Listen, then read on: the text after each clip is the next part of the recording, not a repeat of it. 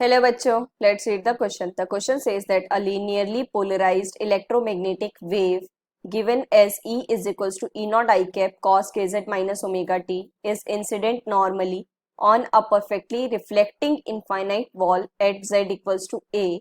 Assuming that the material of a wall is optically inactive, the reflected wave will be given as ER is equals to E naught I cap kz minus omega t, ER equals to E naught I cap cos kz plus omega t, ER equals to minus E naught I cap cos kz plus omega t, ER is equals to E naught I cap sin kz minus omega t. तो देखो बच्चों, सबसे पहले की concept है हमारे पास that is EM wave which is electromagnetic wave reflection phase difference।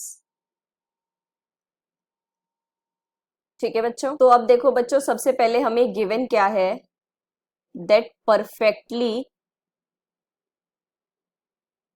Reflecting infinite wall है।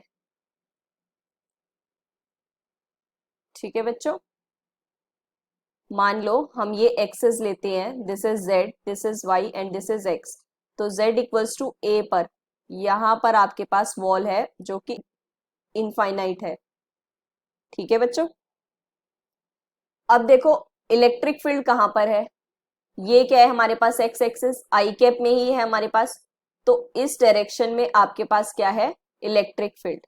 ठीक है बच्चों, और वेव कहां ट्रेवल कर रही है हमारी z डायरेक्शन में।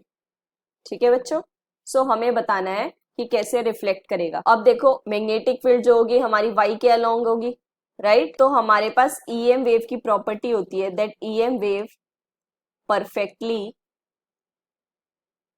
Reflects when it is reflected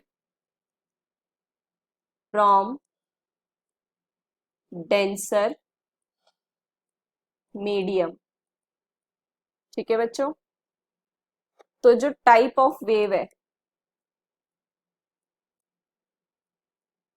does not change, इसका इफेक्ट क्या है कि टाइप पे कोई हमारा इफेक्ट नहीं पड़ेगा कि वो लीनियरली पोलराइज्ड है या हमारे पास सर्कुलरली पोलराइज्ड हो जाएगी, तो उससे कोई इफेक्ट नहीं पड़ेगा।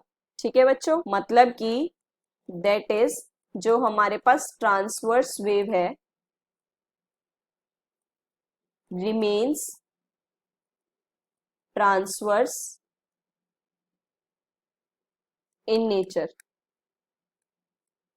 ठीक है बच्चों, बट क्या होगा फेस डिफरेंस हो जाएगा, क्योंकि अब देखो अगर रिफ्लेक्शन होती है कहीं भी, देखो रिफ्लेक्शन होगी तो आपकी अगर ये यहाँ पे है तो सेम ही आपकी मीडियम में वापस चला जाएगा। अगर ये हम ले रहे हैं पॉजिटिव डायरेक्शन में तो ये वाला नेगेटिव डायरेक्शन में जाएगा, है ना। तो चेंज जो होगा हमारा फेस डिफरेंस, जिसे हम बोलते हैं change in face, will happen.